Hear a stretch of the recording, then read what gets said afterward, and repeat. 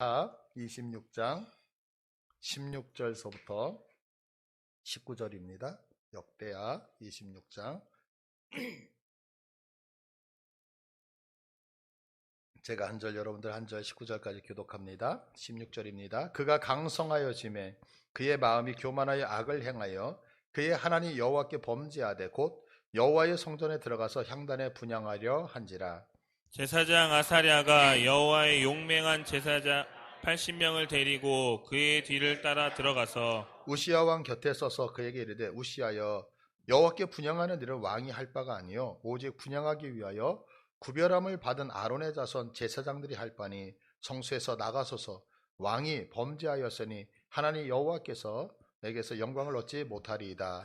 우시야가 손으로 향로를 잡고 분향하려 하다가 화를 내니 그가 제사장에게 화를 낼 때에 여호와의 전 안 향단 곁 제사장들 앞에서 그의 이마에 나병이 생긴지라. 아멘. 예. 우리는 창세기의 내용을 너무나도 잘 알고 있잖아요. 그죠? 그래서 하나님께서 세상을 만들기 전에 모습을 이제 성경은 이렇게 말씀하고 있어요. 창세기 1장 2절을 보니까요. 땅이 혼돈하고 공허하며 흑암이 깊음 위에 있고 하나님의 영은 수면 위에 운행하시니라.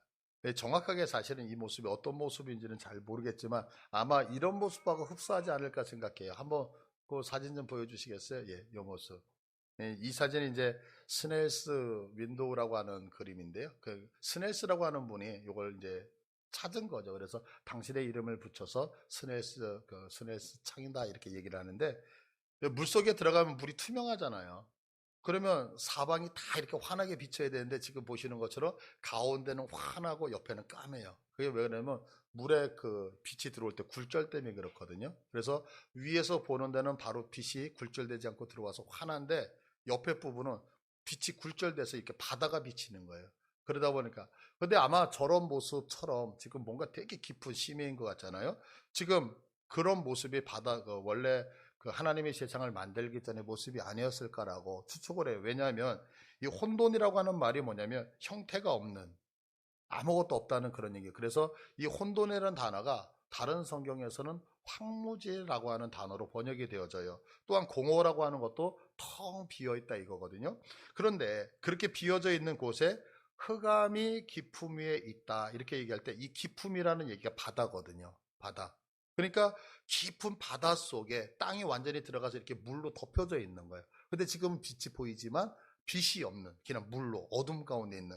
그래서 땅은 텅 비어져 있고 깊은 바다로 둘러싸여져 있는 어둠이 하나님께서 만드시기 전에 최초의 그 모습이 아닐까 이렇게 이제 생각을 하죠. 근데 이제 이곳을 향하여서 하나님께서 말씀을 하셔요.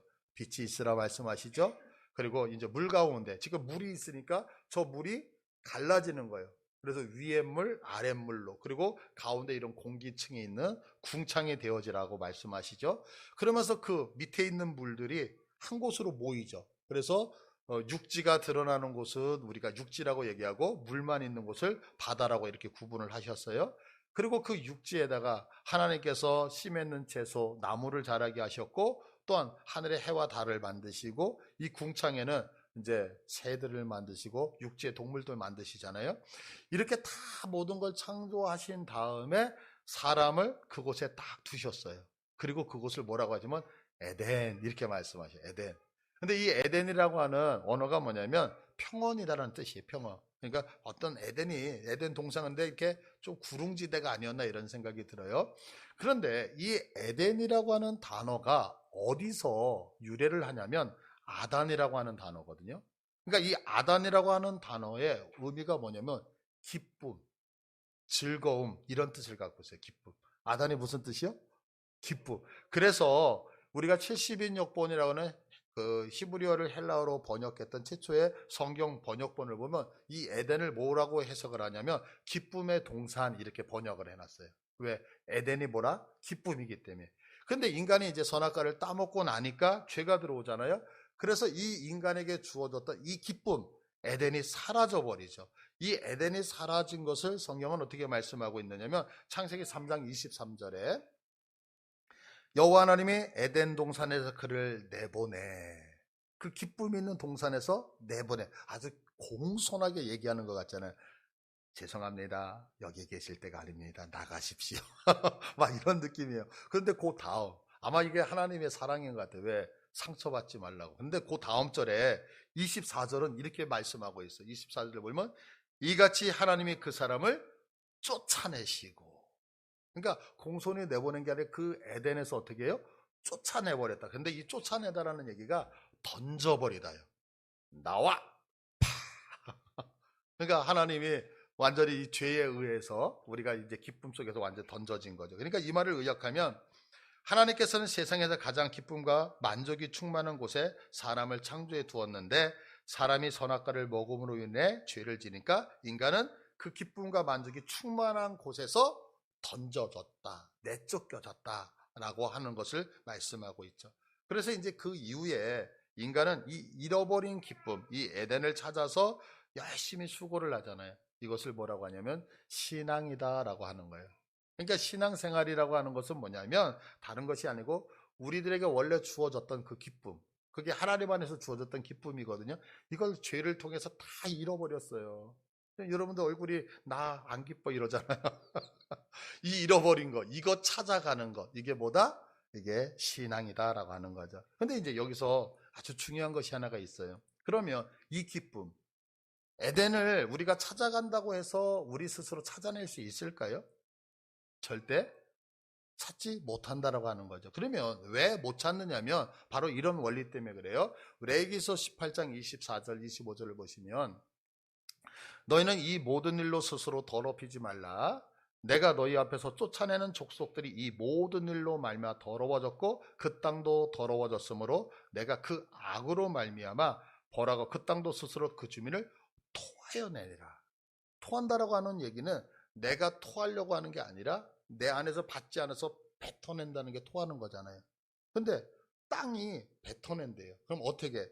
너희들이 이 모든 일을 행하면, 그러면 그 모든 일이 뭐냐면 레위기 18장 6절 이하에 나오는 말씀이거든요. 근데 다 읽기에는 그렇고 우리가 7절과 8절 한번 7절서부터 10절까지 잠깐만 확인을 할게요. 보세요. 자, 레위기 7장 7절. 내 어머니의 하체는 곧 내 아버지의 하체니 너는 범하지 말라. 8절. 너는 내 아버지의 아내의 하체를 범하지 말라. 9절. 너는 내 자매 곧 내 아버지의 딸이나 내 어머니의 딸이나 집에서 다른 곳에서 출생하였음을 막론하고 그들의 하체를 범하지 말라. 10절. 내 손녀나 내 외손녀의 하체를 범하지 말라. 다 감이 오시죠? 불결한 성적인 행위들을 이야기를 하고 있어요. 그러니까 했을 때에 그것이 죄가 되어지는데 그 죄가 인간에 가만 머무는 게 아니라 그 죄를 행한 그 땅도 더러워지는, 그러니까 그 땅이 하나님이 만드신 땅이잖아요. 거룩한 땅이잖아요. 그래서 그 땅이 너무 역겨우니까 뱉어낸다는 거예요. 토해낸다는 거예요. 그러니까 죄를 지었기 때문에 토해내요. 그러면 이제 여기서 한 가지 생각해야 되는 게 있어요. 그게 뭐냐면 이 더럽혀졌다라고 하는 의미가 뭐냐는 거예요. 더럽혀졌다. 그러면 지금 이 말씀을 1차적으로 봤을 때 이런 행동을 했기 때문에 더럽다 이렇게 생각을 하면 우리는 그런 행동 하나요? 안 하나요? 안 하죠. 그러면 우리는 거룩해요? 더러워요? 우리는 거룩한 사람이죠. 왜? 그런 행동을 안 하니까요. 그런데 성경에 보면 성경은 우리들을 다 죄인으로 말씀하고 있잖아요. 그러면 우리가 그것을 했다 안 했다가는 우리도 죄인이라고 하는 얘기는 1차적으로는 그런 행위가 더러운 거지만 그거 넘어 더 깊은 의미가 있을 수 있죠. 그죠? 그러면 그 의미가 뭐냐라고 했을 때 이 표현은 다른 게 아니라 하나님께서 창조하신 인간이 메시아 언약을, 예수 그리스도가 이 땅에 오시는 걸 여러분들 믿으시죠? 그게 이제 메시아 언약이란 말이에요, 구약에서. 근데 그 메시아 언약을 살아가는 것을 더럽다라고 표현하는 거예요. 그럼 무슨 말씀이냐면, 자, 창세기 3장 15절로 가볼게요. 이 창세기 3장 15절은 선악과를 따먹고 인간이 범죄했을 때 하나님께서 약속하시는 첫 번째 언약, 원복음이라고 얘기하거든요. 그래서 15절에 내가 너로 여자와 원수가 되게 하고 내 후손도 여자의 후손과 원수가 되게 하리니 여자의 후손은 내 머리를 상하게 할 것이요 너는 그의 발꿈치를 상하게 할 것이다. 여기서 내가 할 때 내가는 하나님이에요. 그리고 너 할 때 너는 사단을 얘기해요. 그러니까 이 얘기는 뭐냐면 하나님인 나는 사단인 너로 여자와 원수가 되게 하고 사단인 내 후손도 여자의 후손과 원수가 되게 하리니 여자의 후손은 사탄, 내 머리를 상하게 할 것이고 사탄 너는 여자의 후손인 그의 발꿈치를 상하게 할 것이다. 그러니까 예수님이 십자가에서 돌아가셨던 사건을 사단이 예수님의 발꿈치를 상하는 것으로 표현을 하고 있는 거고, 예수님이 십자가의 권세로 사단의 권세를 이긴 것을 그의 머리를 상하게 한 것으로 표현하는 원복음이란 말이에요. 그런데 이 언약, 여기서 예수님이 태어나서 십자가를 지시고 메시아가 태어나야 되는데, 예수님이 태어나기 위해서 그 예수님을 뭐라고 하냐면 여자의 후손 이렇게 표현하고 있어요. 그죠? 그러면 여자의 후손이라고 하는 이 표현이 이루어지기 위해서는 여성들에게는 중요한 사명이 하나가 있죠. 그게 뭐야? 출산이죠. 출산. 왜냐하면 여자의 후손인데 여성이 아이를 임신하지 못한다면 여자의 후손이 태어나요? 못 태어나요? 못 태어나잖아요. 그래서 성경에서는 여인들이 아이를 갖지 못할 때를 불결하다라고 표현을 하는 거예요.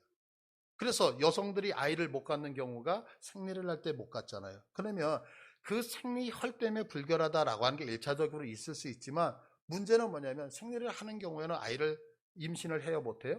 갖지 못하죠. 그래서 성경은 그것을 불결하다. 그리고 임신하지 못하는 여인들이 늘 그 몸부림을 치는 것이 뭐냐면 이 약속의 성취를 이루지 못하기 때문에 그런 거예요. 그런데 이 땅에 지금 여자의 후손인 메시아의 탄생을 방해하는 그 악이 뭐냐면 아까 했던 것들. 여러분들 동성애, 자녀가 출산될 수 있어요, 없어요? 여자의 후손이 나올 수 없잖아요. 그러니까 메시아를 거부하는 거기 때문에 그것이 악이 되어지고, 그 악을 범하는 그 땅은 어떻게 돼요? 그들을 토해낸다, 이렇게. 그러니까 토해낸 게 내가 나온 게 아니라 나를 토해냈으니까, 토해낸 자가 나를 받아들이지 않는 이상은 내가 그곳으로 다시 돌아와요, 못 돌아요? 돌아오지 못한다는 거죠. 그러니까 우리 스스로는 그 에덴을 찾아갈 수도 없고, 메시아가 우리를 찾아오셔야지만 우리는 그 에덴을 찾을 수 있다라고 하는 사실이에요. 그런데 오늘 본문, 우리가 읽었던 본문이 바로 나에게 오신 그 하나님을 내가 바르게 섬길 때와 그렇지 못할 때 어떻게 되느냐를 말씀하고 있단 말이에요. 그래서 포로에서 돌아온 이스라엘 백성들에게 쓰는 편지라 그랬잖아요. 이 지금 역대기는. 그러니까 포로로 돌아와 있는 이분들에게 오직 하나님만 섬겨야 된다는 것을 말씀하고 있는 거예요. 그래서 이 말씀을 통해서 오늘 우리가 그 잃어버렸던 에덴의 기쁨을 우리의 삶 가운데서 찾으시는 은혜가 있기를 축복을 합니다. 솔로몬 이후에 남유다는 330년 동안 나라가 지속이 되어져요. 그러면서 몇 명의 왕이 나타나는 20명의 왕이 나타나거든요. 근데 오늘 본문에 나오고 있는 이 우시야 왕은 그 20명의 왕들 중에서 10번째에 해당되는 왕이에요. 근데 이 20명의 왕들 중에서 하나님이 평가를 하실 때 너가 참 선하다라고 평가하는 왕은 8명밖에 없는데, 이 우시야 왕 그 8명 중에 한 명이에요. 그러니까 10번째 왕이고 착하다라고 칭찬받았던 8명 중에 한 명이에요. 근데 이 우시야가 몇 살 때 왕이 되냐면 16살 때. 와, 괜찮죠? 16살에 한나라의 왕이 됐어요. 그리고서 몇 년을 다시하면 52년을 다스려요. 52년. 그런데 이 우시야 왕이 유다를 다스릴 때, 유다는 정말로 다윗 왕의 그 땅을 회복하듯이 그렇게 부귀 영화를 누려요. 그 부귀 영화를 누리면서 번성하는 모습을 우리가 읽지 않았지만 성경이 이렇게 말씀해요. 역대하 26장 6절과 8절을 보시면, 우시야가 나가서 블레셋 사람들과 싸우고 가드 성벽과 야분의 성벽과 아스돗 성벽을 헐고 아스돗 땅과 블레셋 사람들 가운데 성읍들을 건축하며, 하나님이 그를 도우사 블레셋 사람들과 구르바알에 거주하는 아라비아 사람들과 마온 사람들을 치게 하신지라. 암몬 사람들이 우시야에게 조공을 바치며 우시야가 매우 강성해서 이름이 애굽 변방까지 퍼졌더라.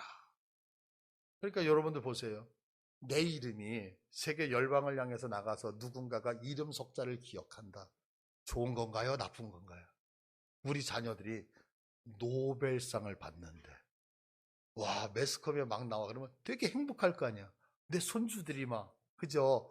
근데 지금 우시야가 나라를 다스리는데 지금 어렸잖아요. 근데 우시야가 나라를 다스릴 때 이 우시야가 나라를 얼마나 잘 다스렸냐면 그의 이름이 애굽 변방까지. 그러니까 다른 나라까지 우시야 왕의 이 치정에 대한 이야기가 나가고 있는 거예요. 그러니까 상당히 큰 은혜와 축복이죠. 이것뿐만이 아니에요. 10절을 보시면 광야의 망대를 세고 물 웅덩이를 많이 파고 고원과 평지의 가축을 많이 길렀으며 또 여러 산과 좋은 밭에 농부와 포도원을 다스리는 자들을 두었으니 농사를 좋아함이었더라. 무슨 얘기예요? 여러분들 여긴 중동이에요. 중동은 땅을 파면 물이 나와요, 기름이 나와요. 기름 나오는 동네인데 땅을 팠는데 물이 나오는 거예요. 땅을 팠는데 물이 나와. 그러면 땅을 파서 물이 나오니까 여기에는 농사를 짓기 너무너무 좋을 거 아니에요.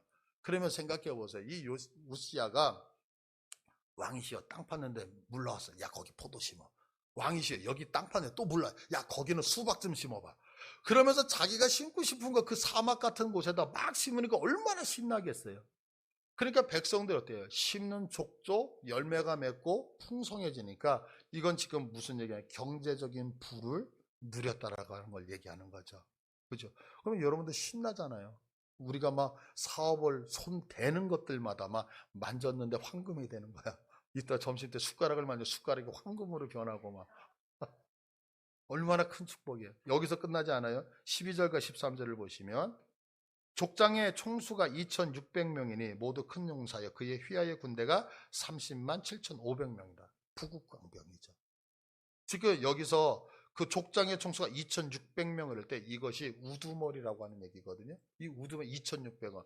2600원이라네. 2600명. 그러면 여러분들 우리나라 별 달고 있는 분이 2600명이라고 생각해 보세요. 이 똑똑한 사람들. 그러면 엄청난 거잖아요. 이렇게 지금 나라가 부강해요. 이뿐만이 아니에요. 15절을 봐보세요. 15절을 보시면 저 혼자 읽으니까 심심하시죠? 같이 읽자고요. 시작. 또 예루살렘에서 재주 있는 사람들에게 무기를 고안하게 하여 망대와 성곽 위에 두어 화살과 큰 돌을 쏘고 던지게 하였으니 그의 이름이 멀리 퍼짐은 기이한 도심을 얻어 강성하여 짐이니라. 아멘. 지금 하는 것들마다 하나님이 도와주셔서 어떻게 강성해진대요. 그러니까 하는 일들마다 툭툭 다 그냥 내가 어디에 손만 대기 시작하면, 자, 그러면 이런 삶을 살고 있는 우시야 기쁠까요? 안 기쁠까요? 엄청나게 기쁠 거 아니에요. 내가 학교 다니면서 문제를 봤는데 몰라. 찍었는데 찍는 족족 다 맞아. 그래서 100점이 나왔어. 그럼 행복할까요? 안 행복할까요? 마치 이런 거와 같이 하는 것들마다 막 하나님이 도우셔 너무너무 잘 된다는 거예요. 그러면 이렇게 잘 되는 이거, 이름이 변방까지 퍼지고 경제적인 부를 누리고 부국강병이고 하는 일마다 잘 되는 이유가 무엇이냐라고 했을 때 그게 5절 때문이라는 거예요. 5절. 자, 5절 다 같이 읽습니다. 시작. 하나님의 묵시를 밝히 아는 스가랴가 사는 날에 하나님을 찾았고 그가 여호와를 찾을 동안에는 하나님이 형통하게 하셨더라. 아멘. 뭐 때문에요? 하나님을 찾았고 하나님을 찾는 동안에 하나님이 형통하게 하셨다는 거예요. 그런데 여기서 찾았고라고 하는 이 찾았고라는 얘기가 뭐냐면 원어를 보면 바라보다라는 뜻이에요. 찾았고가 뭐라고요? 그러니까 여기서 스가랴가 사는 날 동안에 우시야가 하나님을 바라보았고 그가 하나님을 바라보는 동안에 하나님이 그의 인생을 형통하게 하셨다 이러는 거죠. 자, 그러면 왜 우리가 이렇게 하나님을 바라보면 삶이 형통하냐라는 거예요. 그 미국의 심리학자 갤러먼과 루이스라고 하는 박사가 이제 두 그룹을 놓고서 실험을 한 게 있어요. 근데 어떤 실험을 했냐면 이렇게 절반으로 딱 나눠서 이쪽에는 여러분 서로 두 분이 마주 보세요. 한번 마주 보세요. 이렇게 아니 이쪽은 보지 말고 이쪽만 이쪽만 두 분이 이렇게 눈을 한번 이렇게 쳐다보세요. 시작. 예, 그러고서 2분을 쳐다보는 2분. 그리고 이쪽은 못 쳐다보게 하는 거야. 그래서 두 그룹을 딱 나눴어요. 그런데 놀라운 일이 생겼어요. 여기는 2분을 쳐다보고 눈을, 이쪽은 2분을 안 쳐다보는데 나중에 저 사람이 어때? 라고 호감 조사를 했더니 2분 동안 눈을 마주치면서 쳐다본 사람이 훨씬 더 호감이 많이 가는 것을 발견하게 되어졌다는 거예요. 그러니까 눈이 마주친다는 것은 그냥 눈을 뚫어지게 이렇게 쳐다보는 게 아니라 그 안에 뭐가 마치 우리 얘기는 텔레파시처럼 교감, 공감 형성이 되어지면서 마음이 주거니 받거니 막 그러는 거예요. 여러분들 저하고 눈 마주치니까 어때요? 막 쿵쾅쿵쾅 뛰시죠? 막 심쿵 교감되는 거예요. 이게 이제 연구 결과로 나온 건데요. 창세기에 보면 하나님이 세상의 만물을 만드시 제일 많이 하시는 게 뭐지만 만들고 보시기에 좋았더라. 이 보시기에 좋았다라는 보시기에라고 하는 얘기가 조금 전에 얘기했던 찾고 이 단어가 동일한 단어예요. 그럼 여러분들 생각해 보세요. 하나님이 세상을 만드셨어요. 만드시고 나서 보시기에 좋았더라 그러는데 하나님이 만드신 피조를 하나님이 한 번도 외면한 적이 있을까요? 없을까요? 하나님은 없죠. 여전히 만들어 놓고 계속해서 쳐다보고 계시는 거예요. 아이고 예뻐라.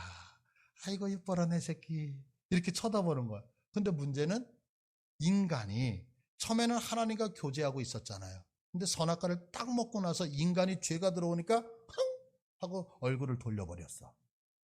그런데 우시야가 하나님을 찾아서 돌아가 있던 얼굴을 주님 앞에 탁 바라보니까 어떤 현상이 생겨요?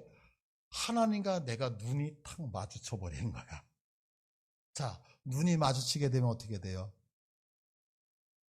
제 눈을 좀 봐주세요. 저하고 눈이 마주치니까 막 저의 사랑이 막 흘러가나요? 이것처럼 하나님이 나를 쳐다보고 있는데 우리들이 고개 돌렸다가 하나님의 눈을 탁 쳐다보니까 하나님의 그 사랑스러운 것이 우리에게 흘러 들어오잖아요. 이것이 뭐냐면 형통했다 이렇게 표현이 되어 있는 거예요. 그러니까 여기서 찾았다. 왜? 하나님의 형통. 그래서 우리가 여기서 한 가지 깨달을 수 있는 건 뭐냐면 내가 하나님을 바라보게 되어지면 그러면 내가 바라보면 하나님도 나를 바라보기 때문에 그분과 내가 눈이 딱 마주치니까 우리에게 눈이 그렇게 마주치면 잃어버렸던 에덴, 잃어버렸던 그 기쁨이 회복되더라라는 것을 알 수 있죠. 그러니까 여러분들 내가 인생에서 힘드세요? 어려우세요? 그러면 주님 바라보세요. 그러면 잃어버렸던 모든 것들을 다 회복할 수 있는 거예요. 자, 그러면 하나님을 바라본다라고 하는 거, 에덴을 회복할 수 있는, 그러면 바라본다라고 하는 것이 뭐냐는 거예요. 나는 오늘서부터 하나님 바라봐야지. 하나님은 어디 계실까? 하늘에 계실 거야. 하늘만 쳐다보고 이거 고기 아파. 난 그래서 날마다 누워 있어야지. 그래서 누워 있으면 힘들어지잖아. 그럼 이 바라본다는 얘기가 뭐냐는 거죠. 바라본다는 것은 다른 게 아니라 따라서 할게요. 깨닫는다. 자, 그러면 왜 바라보는 것이 깨닫는 거냐면 다니엘서 9장 2절을 한번 볼게요. 곧 그 통치 원년에 나 다니엘이 책을 통해 여호와께서 말씀으로 선지자 예레미야에게 알려주신 그 연수를 깨달았으니 곧 예루살렘의 황폐함이 70년 만에 그치는 것이라. 다니엘이 연수를 깨달았대요. 그런데 이 연수가 언제냐면 70년이거든요. 그런데 이거는 조금 생각을 해봐야 돼요. 왜냐하면 지금 이스라엘의 멸망을 당했을 때에 본토에는 누가 있었냐면 예레미야가 있었고 바벨론으로 포로로 끌려갔을 때 여기에 이제 다니엘이 끌려가는 거거든요. 근데 이 본토에서 예레미야가 늘 얘기하는 얘기가 있었어요. 그 얘기가 뭐냐면 예레미야 29장 10절을 한번 보세요. 자, 여호와께서 이와 같이 말씀하시니라. 바벨론에서 70년이 차면 내가 너희를 돌보고 나의 선한 말을 너희에게 성취하여 너희를 이곳으로 돌아오게 하리라. 그러니까 본토에 있었던 예레미야가 늘 했던 게 뭐냐면 너희들 포로로 잡혀갈 거야. 그리고 그곳에서 70년이 차면 하나님이 너희를 긍휼히 여겨 다시 돌아온단다. 몇 년 있다가 70년. 그러니까 이거는 이스라엘 백성들은 다 알고 있는 거예요. 왜냐하면 예레미야가 계속 너희들은 70년 동안 종로로 타다가 돌아올 거야. 종로로 타다가 돌아올 거야. 이 얘기를 했거든요. 그러면 조금 전에 다니엘이 나는 그 연수를 깨달았다. 그러면 70년을 깨달아. 이게 아니죠. 왜냐하면 70년이라는 단어는 누가 지금 계속 쓰고 있었어요? 예레미야. 그러면 다니엘이 깨달았다는 얘기는 뭐냐면 그 70년에 포함되어져 있는 의미가 무엇인지. 그러면 이것은 제가 한번 설교 시간에 말씀드렸잖아요. 그 70년에 포함되어져 있는 의미가 뭐예요? 희년. 희년이 왜 희년이냐면 자 보세요. 우리가 안식일을 거룩하게 지켜요. 안식일. 그리고 7년이 되면 안식년을 지켜요. 그러면 안식일과 안식년이라고 하는 것을 우리는 7년이라고 하는 걸 계산하잖아요. 근데 하나님이 이것이 오늘이 안식일이라는 걸 어떻게 아셔요? 올해가 안식년이라는 걸 어떻게 아세요? 그건 다른 게 아니에요. 안식일에는 뭐예요? 이 일을 해야 돼요? 안 해야 돼요? 그죠? 그러면 하나님은 하늘에서 보시다가 주님의 백성들이 일주일 동안 열심히 살아. 그런데 아무도 일을 안 해. 딱 봤는데 너 오늘 쉬고 있어. 너 왜 쉬어?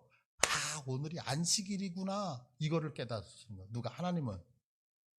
1년 동안 열심히 농사를 1년, 2년, 3년, 4년, 5년, 6년 동안 땅에 농사를 짓는데 하늘에서 이렇게 하나님이 쳐다보는데 땅에 농사를 안 져.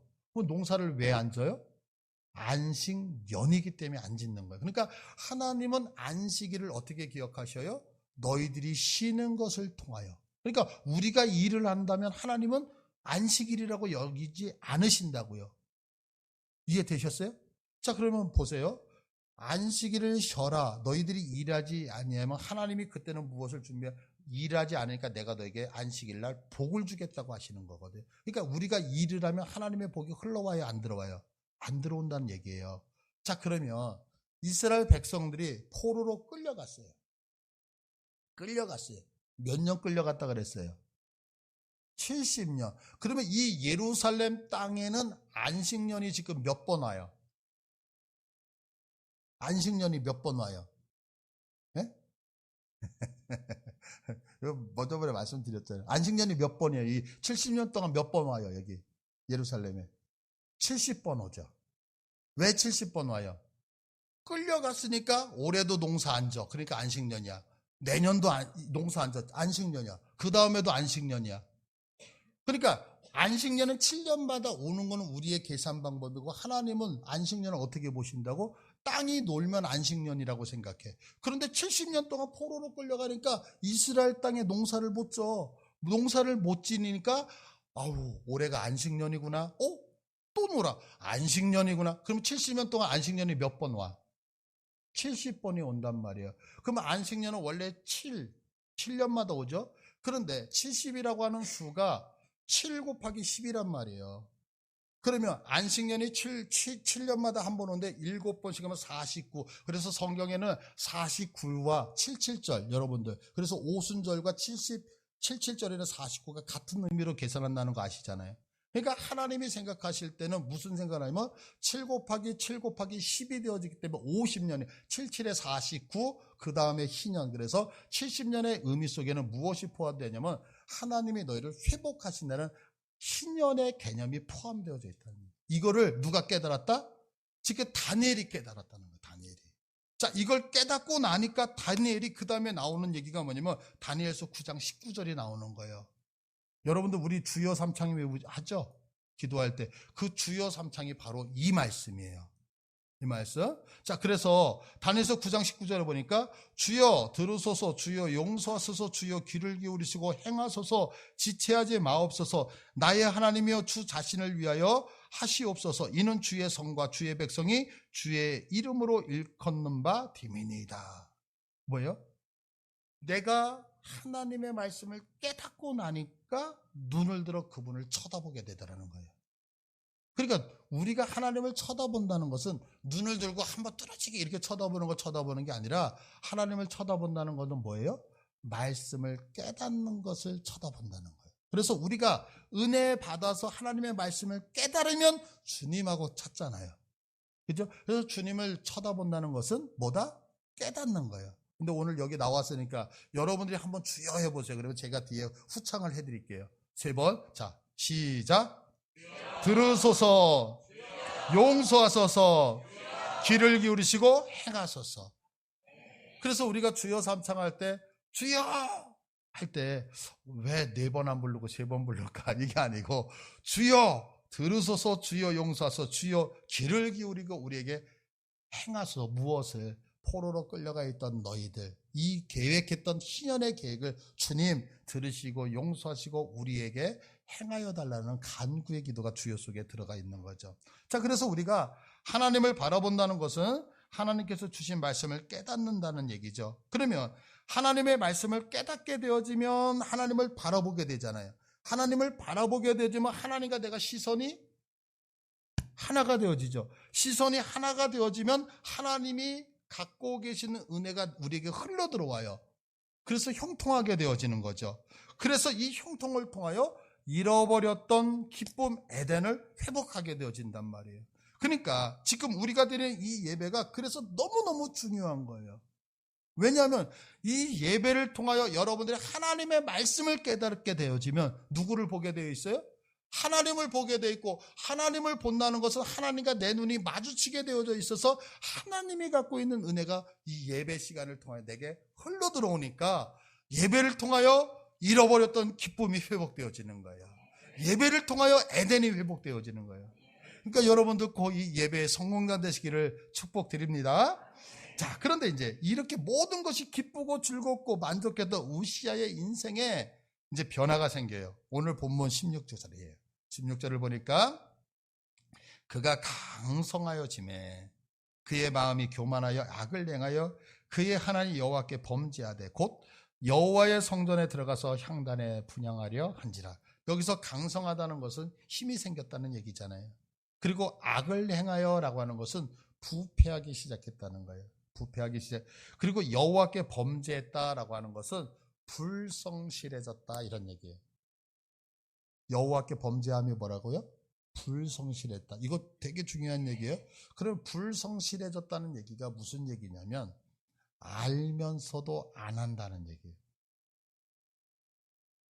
여러분, 저는 이 말씀이 저에게는 되게 뭐라 그럴까요?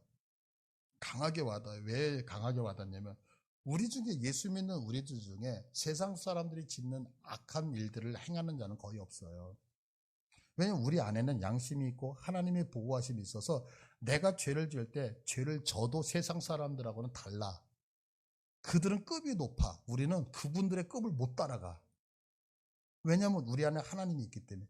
그런데 우리가 가장 간과하는 죄가 뭐냐면 알고도 짓는 죄, 알고도 짓는 죄. 그러니까 알면서도 귀찮아서 안 하는 것이 너무너무 싫어요. 그럼 왜 알면서도 안 하냐면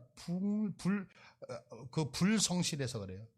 그러면 이 불성실한 이유는 왜 그러냐면 다른 것 때문이 아니라 교만 때문이다라고 말씀하고 있는 거예요. 교만.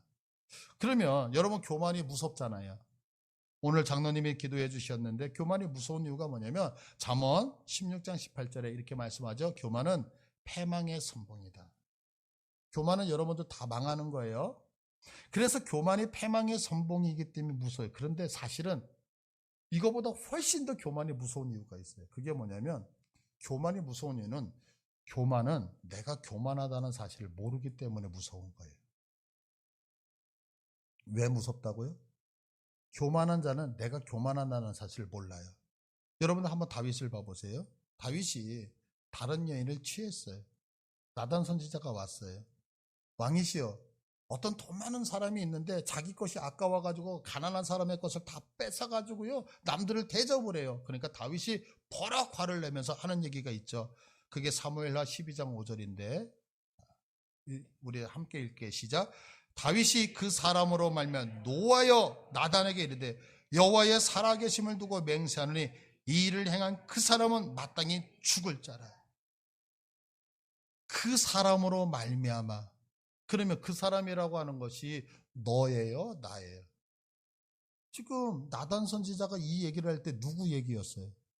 내 얘기인데 다윗은 이 얘기를 들으면서 그 사람으로 인하여 노하여. 그러니까 교만의 무서움은 바로 이거더라고요. 제가 이제 우리 이렇게 교회 올라오다 보면 이제 벽들에 현수막이 있잖아요. 현수막. 근데 이제 현수막을 이렇게 테이프로, 강력 테이프로 이렇게 붙였어요. 근데 날이 워낙 뜨거우니까 이 테이프가 녹아서 떨어지는 거예요. 그러니까 붙여놓고 뒤돌아서 조금 뭔가를 하고 있으면 이렇게 현수막이 뚝 떨어져요. 그럼 이제 또 가가지고 붙이고. 근데 이제 그게 여러분도 다 보셨어요? 근데 이게 떨어진 게 평일날만 떨어진 게 주일날도 떨어졌고 이제 막 그래서 몇 주가 갔다고요. 근데 이제 그 모습을 보는데 마음이 불편한 거예요. 뭐가 불편하냐면 저 현수막 떨어진 건 내 눈에만 보이나? 다른 분들에 대해 분명히 보일 텐데 저 떨어졌어요. 저게 신경이 쓰니까 붙일 텐데. 그래가지고 이제 하루 이틀 주일이 지나고 그 다음에 그래서 이제 불편해서 그래가지고 제가 전화를 했어요. 집사님 혹시 떨어진 거 보셨어요? 근데 그거 떨어졌으면 보기 흉하니까 붙여야지. 그러고 나서 이제 이야기를 하니까 목사님 죄송합니다. 제가 금요일날 가서 붙이겠습니다. 라고 얘기를 해요. 그러고 나서 이제 제 방에 딱 들어온 거예요. 제 방에 들어와가지고 설교를 준비하려고 탁 앉았는데 제 마음속에 음성이 하나가 들리는 거예요. 목사, 예? 네가 하면 되지. 제가 딱 앉았는데 음성이 하나가 돼요. 네가 하면 되지. 제가요? 근데 제가요? 라고 하는데 순간에 저에게 탁 지나가는 게 있었어요. 그게 뭐냐면 어느 순간에 저도 모르게 여러분들이 저를 잘 섬겨주셨잖아요. 그러니까 섬겨주시니까 어느 날 이것은 목사가 해야 될 일, 이거는 우리 성도가 해야 될 일, 나도 모르게 이걸 구분하고 있는 내 모습을 발견하게 된 거예요.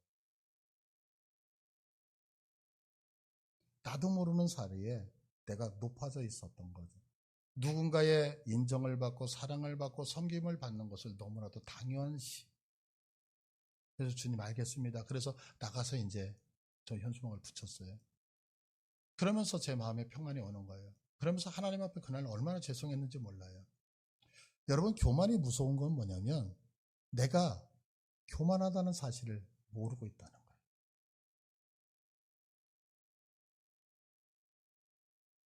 우시야도 교만해졌죠.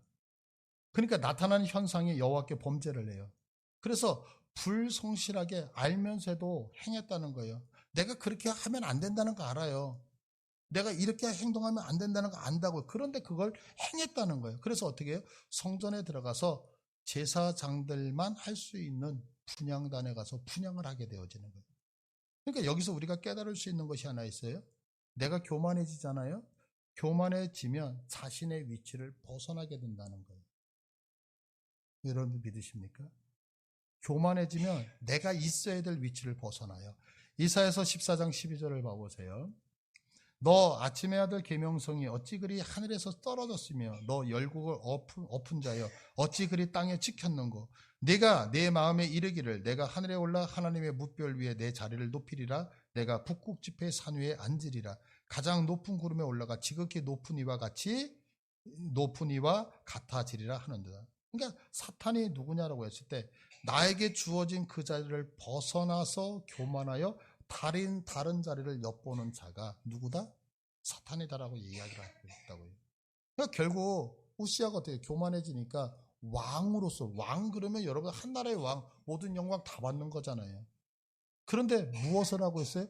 그 왕의 자리를 벗어나서 제사장들만 할 수 있는 분향을 자기가 하더라는 거예요. 그래서 우시야가 어떻게 되면 18절을 보시면 우시야 왕 곁에 서서 그에게 이르되 우시야여 여호와께 분향하는 일은 왕이 할 바가 아니요 오직 분향하기 위하여 구별받은 아론의 자손 제사장들이 할 바니 성소에서 나가소서 왕이 범죄하였으니 하나님 여호와에게서 영광을 얻지 못하리이다. 자, 범죄하니까 어때요? 알면서도 행하잖아요. 불성실했어요. 그러면 그렇게 내가 위치를 벗어나서 하는 그 행동은 여호와에게서 영광을 얻지 못한다는 거예요. 하나님이 그것을 받으신다, 받으시지 않는다? 받지 않으신다는 거예요. 여러분들 이 위치를 벗어나서 예배 드린 것 때문에 모든 것을 다 빼앗겼던 사람이 누구냐면 사울이잖아요. 그러니까 나와 하나님의 눈이 서로 마주칠 때 그것이 에덴이 됐는데 지금 하나님이 우시야가 범죄를 하고 교만하여서 위치를 벗어나니까 하나님이 눈을 돌려버리시는 거예요. 하나님이 눈을 돌려. 자, 그러면 하나님이 눈을 돌렸을 때 어떤 현상이 생기느냐? 19절을 봐보세요. 19절 마지막 절을 보니까 이마에 나병이 생긴지라. 여러분, 나병이 뭐예요? 썩는 병이잖아요. 죽는 병이잖아요, 결국에는. 그러니까 우리가 하나님과 시선이 맞춰져 있을 때는 기쁨이고 행복이지만 하나님의 눈을 돌려서 우리를 쳐다보지 아니하시면 그것이 뭐냐면 우리는 썩기 시작하고 마침내 죽을 수밖에 없다는 것을 성경은 분명히 말씀하고 있는 거죠. 근데 여기서 우리가 주목해야 되는 단어가 하나 있어요. 그게 뭐냐면 화를 내니. 자, 우시야가 손으로 향료를 잡고 분향을 하다가 화를 내니 그래요. 화를 내니. 지금 우시야가 이걸 분명히 잘못된 길을 가고 있잖아요. 그러면 잘못된 길을 가고 있을 때에 이것을 누군가 권면을 안 했을까? 했어요. 그래서 17절을 보시면, 자, 17절에 제사장 아사랴가 여호와의 용맹한 제사장 80명을 데리고 지금 왕이 분향단을 하려니까 여러분들 여기 지금 남자 80명이 들어온다고 생각해 보세요. 그럼 어마어마한 숫자. 남자 80명이 따라서 왕이요 그러지 마십시오. 그러면 온매 기조가 이렇게 쫄아야 되잖아요. 그런데 여기서 화를 냈다는 얘기는 기분이 나빠서 인상을 썼다는 얘기예요. 제가 언젠가도 그 아임리의 법칙이라고 하는 거 말씀을 드렸잖아요. 어떤 하나의 큰 사건이 이루어지기 위해서는 잘 자란 사건 300번 정도가 일어나고, 그리고 그거보다 조금 더 큰 사건이 29번 정도 일어나고, 그리고 이 사건이 일어나는 거예요. 그러면 지금 보세요. 지금 이 우시야가 화를 내면서 이랬다라고 하는 것은 이게 처음이 아니라는 얘기겠죠. 왜? 처음에 내가 뭔가를 막 하려고 하는데 80명이 와서 왕이시여 그러지만 좀 주눅 들어가지고 미안해 내가 잘못해서 이랬을 거 아니에요. 근데 기분 나쁘고 화를 낸다는 얘기는 몇 번 이런 오류들이 반복되고 있었다는 거죠. 그러니까 경고가 계속 있었어요. 근데 그 경고를 어떻게 해요? 무시하는 거죠. 무시하면서 결국에는 교만한 마음을 버리지 않으니까 그의 인생 속에서 결국에는 어떻게 되어지냐면 모든 걸 다 빼앗기고 잃어버리더라는 거예요. 그래서 아까 우리가 그가 하나님을 쳐다보고 하나님을 바라볼 때에 누렸던 그 모든 게 다 잃어버리고, 오늘 26장 21절을 보면 이렇게 말씀하고 있어요. 다 같이 읽습니다. 시작. 우시야 왕이 죽는 날까지 나병 환자가 되었고 나병 환자가 되매 여호와의 전에서 끊어져 별궁에 살았으므로 그의 아들 요담이 왕궁을 관리하며 백성을 다스렸더라. 모든 거 다 잃어버렸어요. 하나님에게서도 끊어지고 백성들에게서도 끊어지고 가족들에게서도 끊어지고, 결국에 그가 죽었을 때 마지막 절에 보면 우시야 왕이 왕들의 묘실에 들어가지 못하고 왕실의 묘지 옆에 묻혔다라고 말씀하고 있어요. 무슨 얘기예요? 하나님하고의 관계가 떨어지고 나니까 모든 걸 잃어버렸다는 거예요. 자, 정리합니다. 기쁨, 만끽, 즐기다의 이 에덴의 회복은 우리가 하나님을 바라볼 때만 주어진다는 사실 믿으시길 바라요. 그럼 하나님을 바라본다는 게 뭐냐면 하나님의 말씀을 깨닫는 거예요. 반면에 우리가 교만해지면 제일 먼저 나타나는 게 뭐냐면 내 마음이 부패하기 시작을 해요. 그러면 이 부패는 어디로 가게 되냐면 불성실, 다시 얘기해서 알면서도 안 하는 거예요. 알면, 여러분들 우리가 주일 성수 해야 되는 거 알죠? 안 하죠? 불성실이에요. 하나님 앞에 충성해야 된다는 거 알죠? 몰라서가 아니라 알아요. 안 해요. 왜? 교만하기 때문에 마음에 부패가 오기 때문에. 근데 이런 부패가 오기 시작하면 반드시 나타나는 현상이 뭐냐면 내 위치를 떠난다는 거예요. 내 위치를 떠나. 그러면 위치의 이탈은 어떤 결과를 갖고 와요? 내가 이곳에 있어야지만 하나님과 시선이 마주치는데 이 위치를 떠나니까 하나님과 시선이 마주치지 않는 거죠.